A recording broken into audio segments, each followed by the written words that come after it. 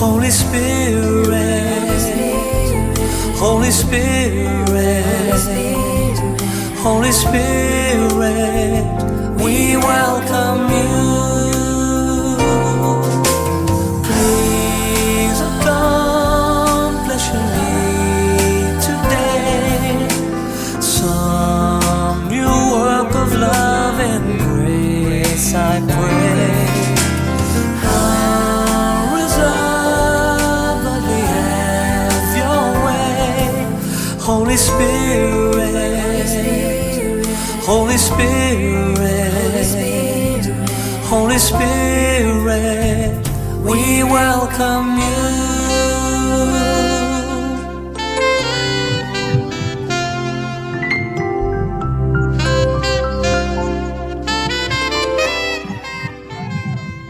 Okay, let's pray.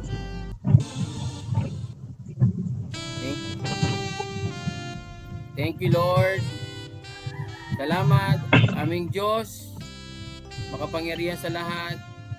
Patuloy na nagbibigay sa amin ng kalakasan sa panahon ng kahinaan. Patuloy nagbibigay sa amin ng sigla sa panahon na kami ay walang sigla. At patuloy na nagpapaalala sa amin, nag-aalaga sa amin araw-araw. God, Father in heaven, we love you, we glorify you, we praise your name. God, Father in heaven, you are our Jehovah Jireh, our provider. You are our Jehovah Rapha, our healing. Ikaw, Panginoon, ang patuloy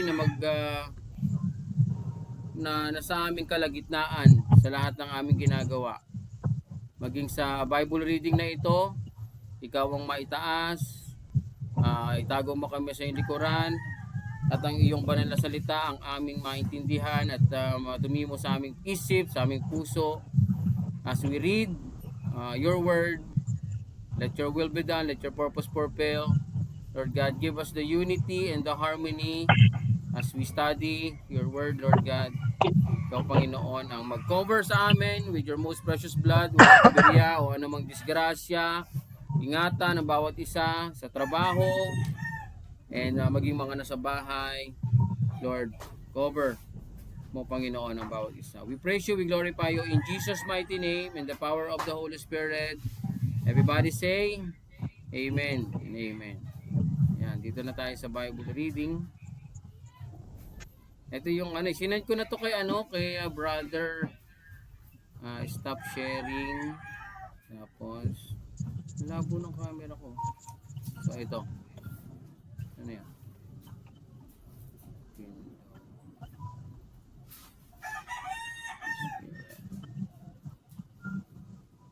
Ito.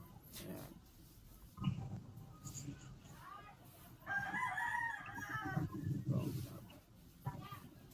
Yan. Kita na? Yan yun. Basahin ko na para dire-diretso na tayo. This is fear is under your feet. Scripture reading, Deuteronomy chapter 20 verse 1 to 4. So, basahin natin yan. O, nandyan na. Wala. Deuteronomy, kung meron kayo dyang Bible, kung nakita nyo na, pwede nyo nang basahin. Deuteronomy chapter 20 verse 1 to 4.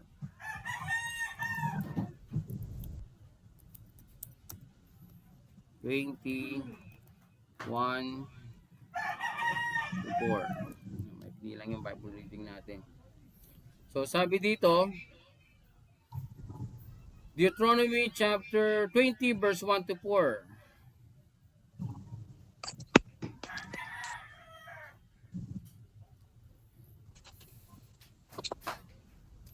When you go to war against your enemies and see horses and chariots and an army greater than yours, do not be afraid of them, because the Lord your God, who brought you up out of Egypt will be with you. Verse 2, when you are about to go into battle, the priest shall come forward and address the enemy. Verse 3, he shall say, "Hear Israel, today you are going into battle against your enemies. Do not be faint-hearted or afraid. Do not panic or be terrified by them." Verse 4, for the Lord your God is the one who goes with you to fight for you against your enemies to give you victory. Ayan. So, balik tayo dito. Basahin ko na. God's purpose and plan for His people has not changed. His command to us today as we face Satan counterattacks is fear not, be strong, and of good courage. God has a plan for the soldiers in His end-time army to be strong, bold, fearless, and invincible. Regardless of who you are or how weak you may feel, God intends you to be fearless. He has made it possible for you to live your life free from fear. When you face sickness or disease, financial problems, family problems, trials, tribulations, or circumstances which seems impossible and you just don't know what to do, we expect you to fear not. Yan, sabi.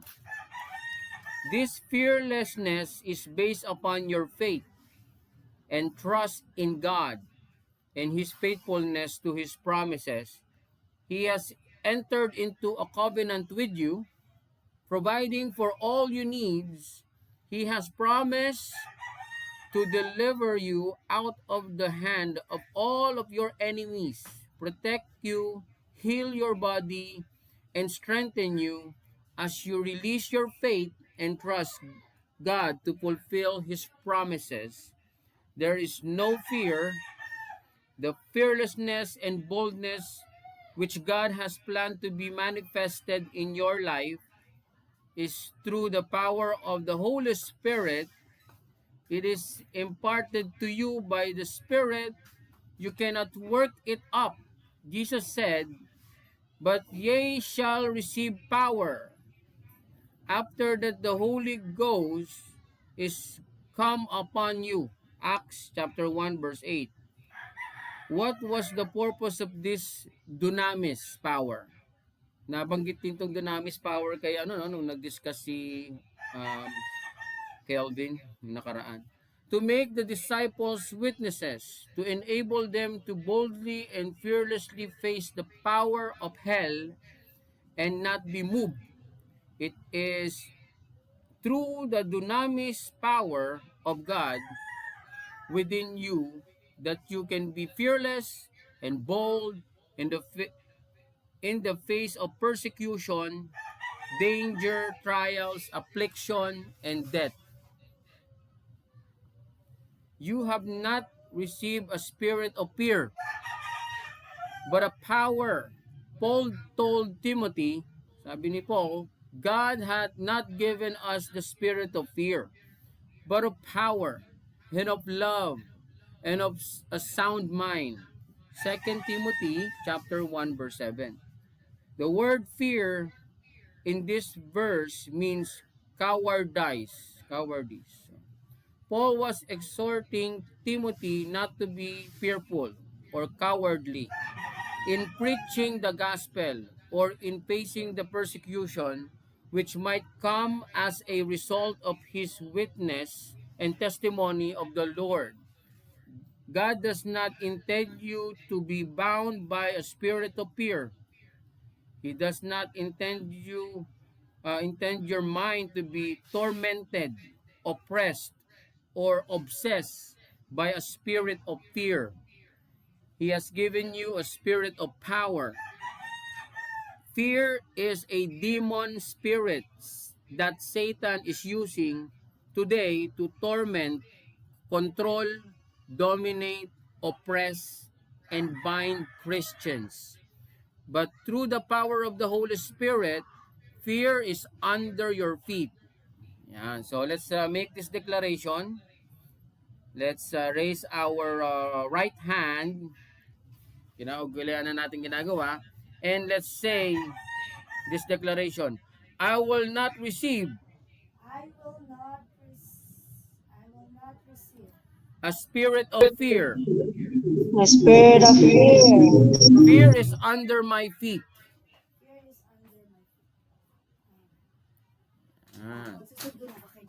Okay, go. Okay, stop kaya yan. So, merong pag ang aking camera. Ano? Ayan. So, mga kapatid, hello, good afternoon. Kumusta naman ang lahat? Ayan, busy-busy si Sister Rio, tatrabaho. Sister Tara, tatrabaho. Si Brother Dong, tatrabaho. Ayan. So, ano kaya ang ating mga natutunan sa ating binasa? Apakaganda. Sobrang ganda. Grabe. Habang binabasa ko ito ay talagang idinidiin talaga ng topic na yung fear, which is a parang ginagamit ito ng diablo, ng Satanas sa mga Christian para tayo ay i-oppress, no? Pero dahil sa Holy Spirit sa atin, sa ating puso, sa ating isip, ay dapat hindi tayo matakot. Inadvisean pa si Paul, ni Paul si Timothy na wag maging fearless. Wag maging ano 'yun? Fearful, no? So ang pinakaano pa doon, parang wag matakot magbahagi, to share the gospel, no? So what is your takeaway? Mahal.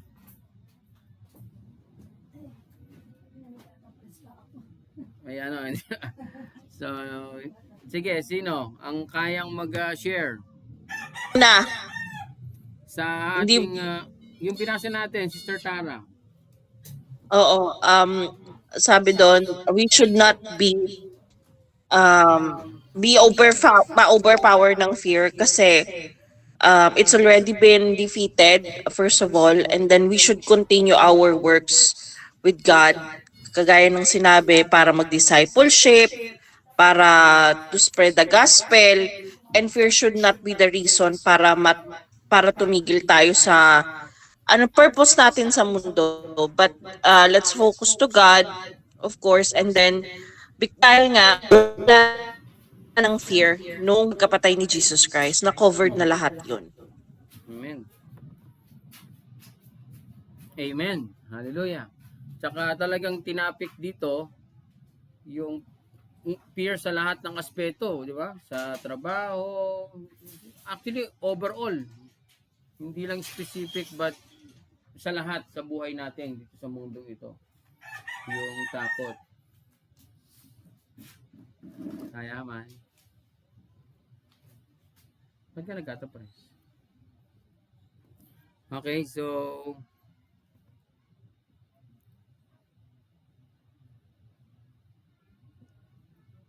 Brother Dom, narinig ba ako dyan sa yung binasa? Ano masabi mo sa ating binasa? Thank you, Sister Tara, for sharing. Ano, Brother Dom?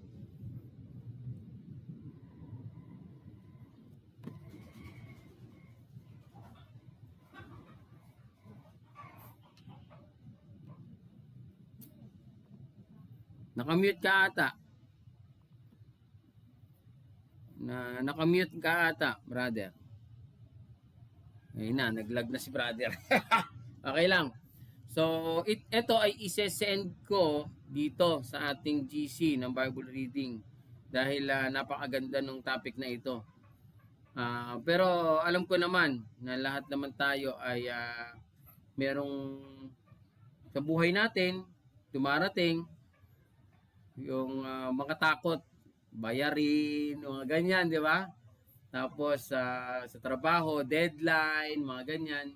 Pero lagi nating isip isa sa puso na kasama natin ng Diyos ano man yung ating ginagawa. Sabi nga doon, kasama kanya, siya ang magbibigay sa iyo, siya ang mag-heal sa iyo, siya ang magpapalakas sa iyo kung nanghihina ka, siya yung mag-guide sa iyo kung nalilito ka, naguguluhan ka sa ginagawa mo, iaayos niya ang iyong isip.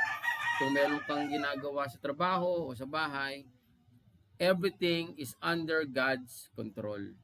Dapat ganun lagi, surrender natin sa Diyos lahat para hindi tayo mabigo sapagkat sa Kanya natin ibinibigay ang lahat ng bagay. Yan. So, sige, let's pray. Let's have our closing prayer na. Okay? Sige, let's pray. Hallelujah. Thank you, Lord God, Father in heaven, sa araw na ito na ikaw, Panginoon, nagbigay. Na bagamat kami ay may mga ginagawang bagay, at binigyan mo pa rin kami, Panginoon, ng panahon upang marinig ang iyong banal na salita. At ito ay tumimo sa aming isip, sa aming puso. And as we gather, as we fellowship, mga kapatiran, and you also being with us as we do our Bible reading, Lord.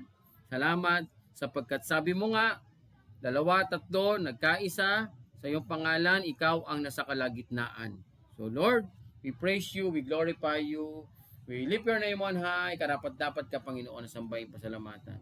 Lord God, habang kami ay tatapusin na namin itong Bible reading, samahan mo kami sa aming araw, protektahan ang bawat isa, cover with your most precious blood, at magkita-kita muli kami sa prayer, sa Friday. Salamat, Panginoon, we praise you, we glorify you. In Jesus' name we pray. Everybody say, Amen and Amen. Thank you, mga kapatid. Salamat. Successful at natapos natin ang ating Bible reading session. Okay, chat ko na lang si Thank you. Thank you, Sister Tara. Chat ko na lang si Kervin. Masyadong busy siya ngayon talaga. Kaya wala rin siya nung Sunday. Okay, sige, ingat. God bless. Bye-bye. Ganun lang, simple. Chill. Ngayon,